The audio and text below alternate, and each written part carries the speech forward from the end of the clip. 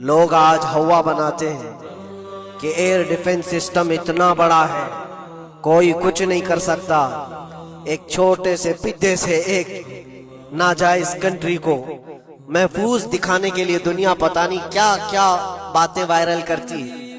اسرائیل کے پاس Iron Dome ہے, air defence system اتنے بڑے ہیں, کوئی نہیں آ سکتا. وہ خدا ہے؟ کوئی خدا ہے؟ لیکن دنیا آج دیکھ رہی ہے, بہت ساری چیزوں کو دیکھ رہی ہے. مجھے یہاں پر کسی کے سلسلے میں نہیں کہنا ہے, لیکن ایک بات کہنا ہے کہ نشہ میں چور, گھمنڈ میں چور جو بندہ ہوتا ہے, اللہ تعالیٰ کبھی اس کو مچھر سے بھی ہلاک کرتا ہے. بہت بڑی طاقت کا اس سے مقابلہ ہونا ضروری نہیں.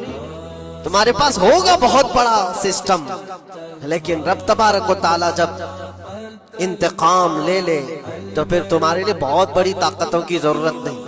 آپ ہمیں تاریخ بتاؤ, عراق میں نمرود ایک زمانے میں اس طرح کی حرکت کیا تھا کہ اس نے بہت بڑی عمارت بنائی تھی, اور اس کے مطابق بات یہ تھی کہ وہ 1000 لوگوں سے تنہا لڑ سکتا تھا, اتنی اس کی طاقت تھی.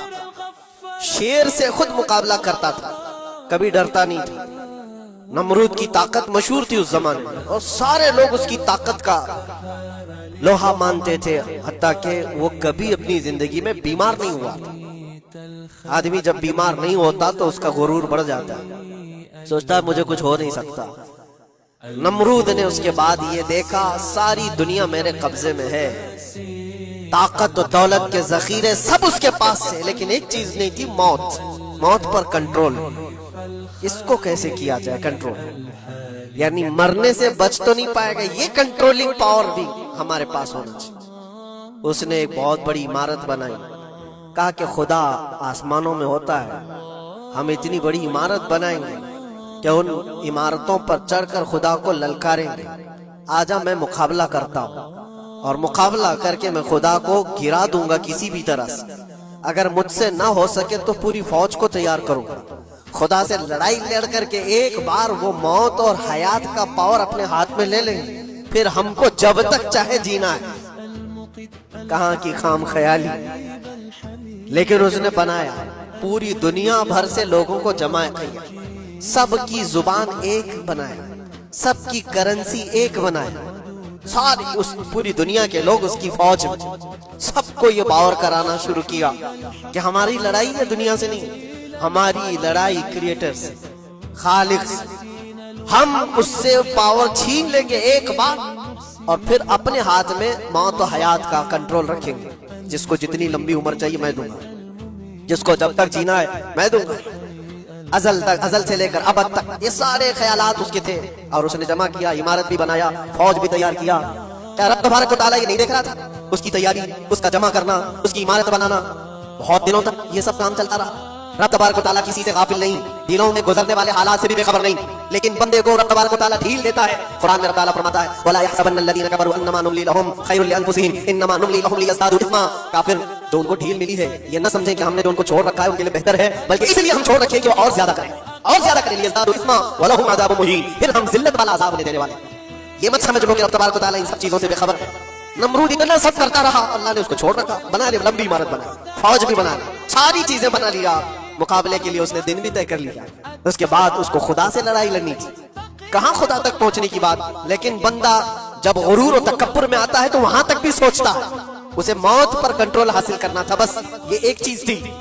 پھر جب وہ دن آیا, کتابوں میں ملتا ہے اللہ تبارک و تعالیٰ نے فرشتے, اس کی جو تعداد ہے اس کا کسی کو علم نہیں. بارش کے جتنے قطرات گرتے ہیں نا, ایک ایک فرشتہ بوند لا کر رکھتا ہے.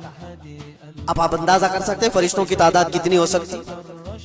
اس میں جو بڑے فرشتے ہیں وہ جبرائیل, میکائیل, اسرافیل اور اسرائیل علیہم السلام, جو سردار ملائکہ ہیں, فرشتے ہیں.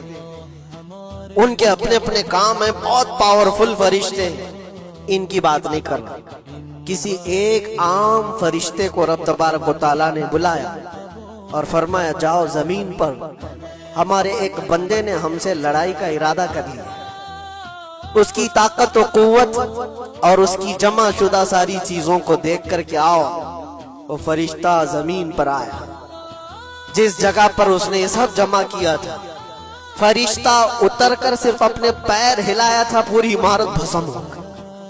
कुछ नहीं किया था, उसकी बनाई हुई इमारत भस्म हो गई। जितनी फौज जमा किया था सब कीड़े मकोड़ों की तरह मर गए और सबकी जुबानें मुख्तलिफ हो गई, कोई एक दूसरे को पहचान नहीं पा रहा। ये मिनटों की भी बात नहीं थी, सेकंडों की बात थी। फरिश्ता वापस चला गया, नमरूद का जवाल हो गया, खत्म हो गया। ये तारीख की एक बात है और ये रिवायत हम अपनी किताबों में नहीं रखते, ये रिवायत यहूदियों की किताबों से ही है।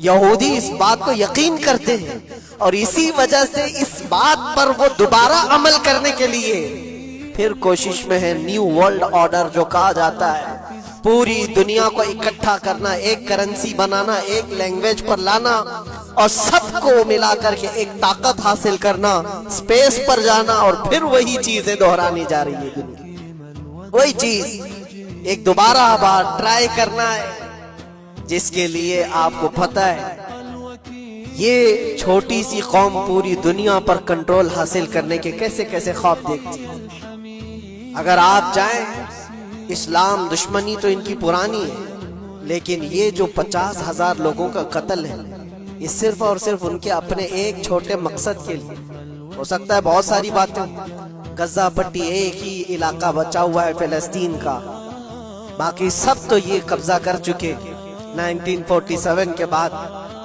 48 के बाद। छोटा सा हिस्सा जो बाकी गजा पट्टी, जिसकी 20 लाख की आबादी, उस इलाके पर इतनी ज्यादा क्यों क्रूरता है, क्यों? बाकी सब जगह पर और भी दीगर जगह पर, यरूशलेम में, वेस्ट बैंक में, कई जगहों पर मुसलमान आबाद हैं। ये गजा के लिए क्यों इस कदर सख्तियां हैं? दुनिया को बताने के लिए तो ये एक आतंकवाद जमात है हमास, जिसका मुकाबला करने के लिए हम ये हमले कर रहे हैं। लेकिन आज तक ये दुनिया को बता नहीं सके कितने हमासियों को कत्ल किया, कितने हमास के लोग पकड़े गए, कितनों को मारा गया। चंद होंगे, लेकिन उसके बदले में जो भारी कीमत चुकाई हो गजा के निहत्थे लोगों ने, 50,000 लोगों का कत्ल, ये तो रिकॉर्ड पे दिख रहा है। बाकी अल्लाह वाला, बाकी कितने हैं जिनकी तादाद मिल ना सकी हो। बाज दानिश्वरों ने ये भी बताया उसको सिर्फ और सिर्फ एक कैनल बनाना है जो दुनिया की ट्रेडिंग पर कब्जा हासिल करने के लिए। जो सुएज कैनाल है इजिप्ट का, जिससे मेडिटेरेनियन सी से लेकर के गुजरते हैं, 2 समंदरों को जोड़ने के लिए एक कैनल है मिस्र में, इजिप्ट में, जहां से इजिप्ट हर गुजरने वाले जहाज से टैक्स लेता है, हर गुजरने वाले जहाज से एक भारी कीमत लेता है, जिससे ट्रेडिंग पर असर भी रहता है। और जब वो चाय बंद करे, 2 मरतबा उसने बंद भी किया था तारीख में 1950 के बाद। और ये ख्वाब देखता है इजराइल कि हम अपनी ही जगह से एक कैनल बना ले तकरीबन 300 किलोमीटर, जिसके लिए उसको गजा हासिल करना बहुत जरूरी है। ये बाज लोगों की अपनी तहकीक है। तो क्या कोई अपने मफाद का हासिल करने के लिए 50,000 लोगों का कत्ल कर सकता है? दुनिया को ये भयानक चेहरा भी तो मालूम होना चाहिए। अगर उनको कोई रास्ता बनाना है तो उसके लिए इंसानियत का कत्ल करना